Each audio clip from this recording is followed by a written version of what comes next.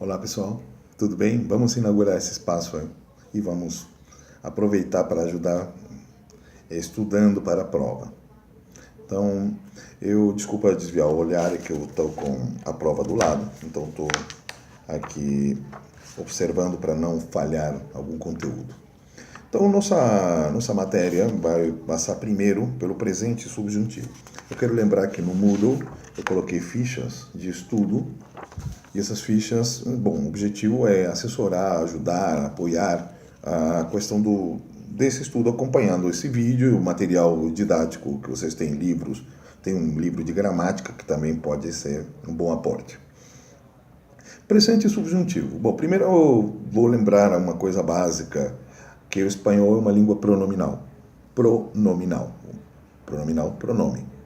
Então, o pronome é o agente da ação. Então, se eu falo em português, o que nós vamos entender vai ser contexto e verbo. Sempre dou esse exemplo. Se eu visto uma camisa lilá, eu visto, não é aquilo que seria em português. Eu digo, eu visto uma camiseta lilás, eu estou vestindo em mim. Porque se eu quisesse vestir essa camisa em alguém, eu diria, eu visto uma camisa lilás em alguém. Simples. Mas em espanhol não funciona assim. Quando eu digo, eu visto uma camisa lila, um nativo ou alguém que estudou espanhol vai entender o quê? Que eu visto a camisa em alguém. Porque toda vez que eu uso o verbo infinitivo, cantar, vestir, sonhar, eu vou usar o pronome personal. E toda vez que eu usar esse pronome personal relativo a esse verbo infinitivo, me refiro que a ação é para alguém ou para algo. Então, se eu visto alguém ou algo. Esse é o entendimento do espanhol, que é diferente do português. Então, se eu quisesse vestir em mim, eu teria que usar os pronomes átomos. Então, diria, me visto com uma camisa lila. Tá? Então, resumindo, dois verbos, cantar, cantar-se, vestir, vestir-se. Um termina com pronome, outro termina com infinitivo. Se termina com pronome, vai ser conjugado com pronome átono. Se termina com infinitivo, com pronome personal. Se termina com pronome personal, a ação é para alguém ou algo.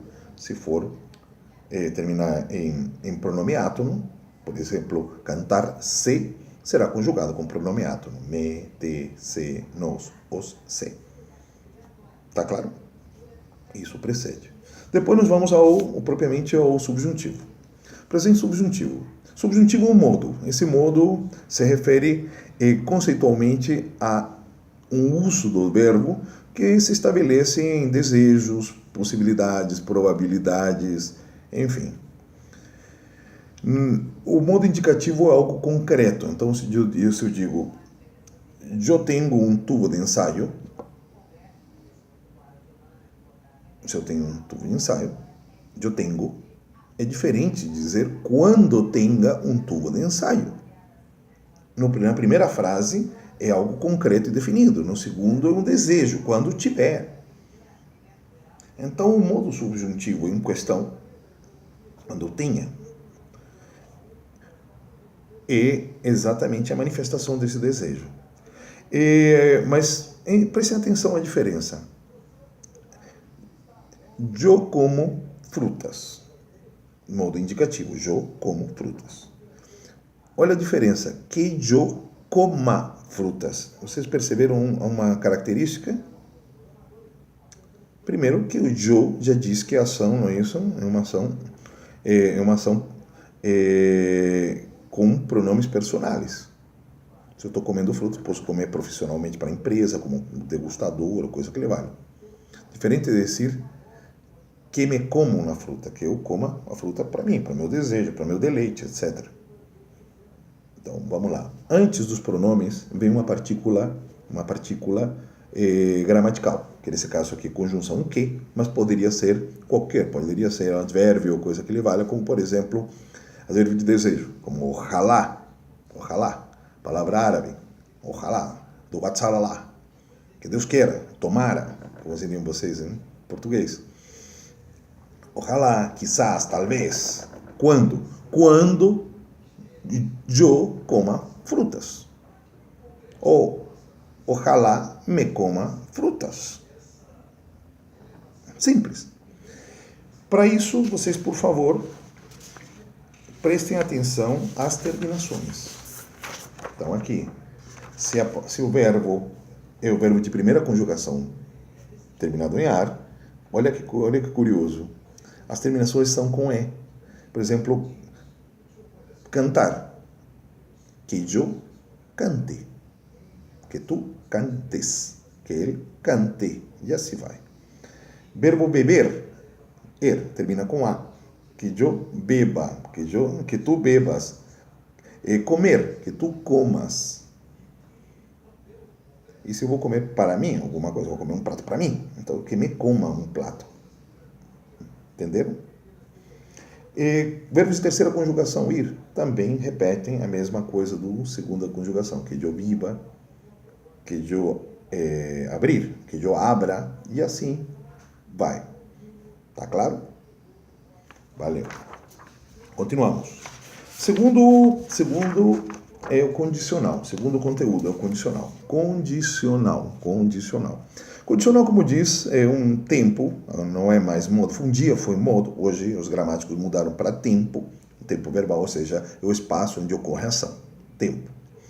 E esse tempo verbal demanda, por obviedade, uma condição. Por exemplo, quando eu chegar em casa, um exemplo. Quando eu chegar em casa, eu estou em casa, mas vamos lá, eu criei uma situação hipotética. Quando eu chegar em casa, abraçarei a minha esposa. Existe algum impedimento de abraçar minha esposa? Nenhum, não vou chegar, excelentíssima esposa, a senhora me autorizaria a lhe dar um abraço? Não, eu chego, dou um abraço nela, ponto. Então, se eu digo abraçarei a minha esposa, estaria usando o futuro. Abraçarei. Mas vamos lá. Eu quero chegar em casa, mas minha esposa está viajando, sei lá, está numa conferência no Reino Unido, está em algum lugar.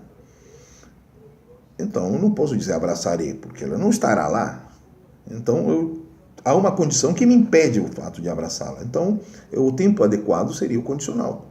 Eu abraçaria a minha esposa. Como, por exemplo, abraçaria a meus familiares que vivem no Chile. E por que eu não os abraço? Porque eles estão no Chile. Essa é a questão. O condicional trabalha com um elemento pragmático, que é a condição real da coisa acontecer ou não. Normalmente é o tempo dos arrependimentos. Eu estudaria mais, eu viveria mais, mas infelizmente. Então, por isso que condicional. Olha as terminações. Todas terminam do mesmo jeito. Primeira, segunda, terceira conjugação. Eu cantaria, eu comeria, eu viveria.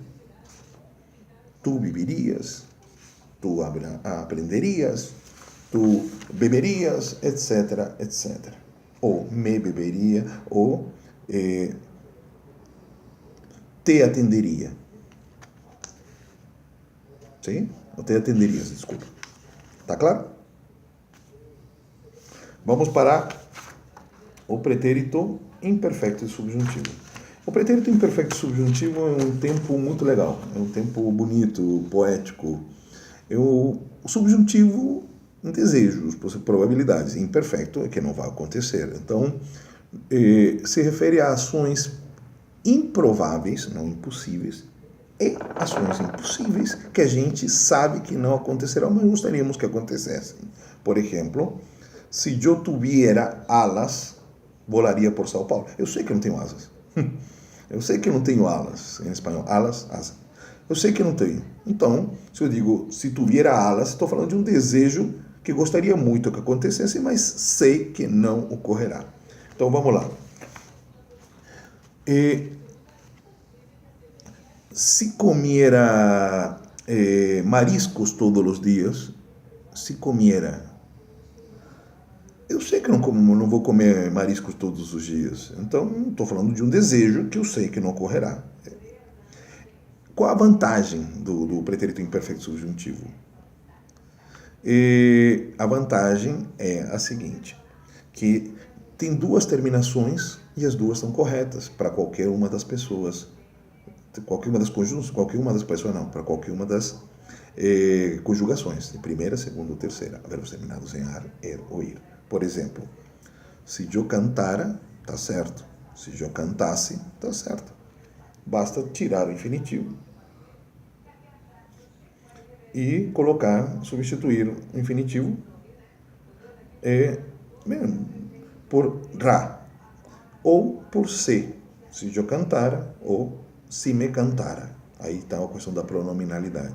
Ou vestir, se eu me vistiera, ou se tu te vestieras. Eu não usarei verbos irregulares nessa prova, então fiquem tranquilos com isso. Beleza? Próximo passo, interpretação de texto. Vocês veem? Então, eu diria... eu vou dar uma dica, hein? Vou dar uma dica bacana. Que vocês pegavam uma poesia, uma letra, uma música ou qualquer coisa em espanhol que tenha subjuntivo, seja presente ou pretérito imperfeito, e tentaria identificá-los. Pode ser um exercício bacana para a prova. E o resto é textualidade, tá bom? Um abraço.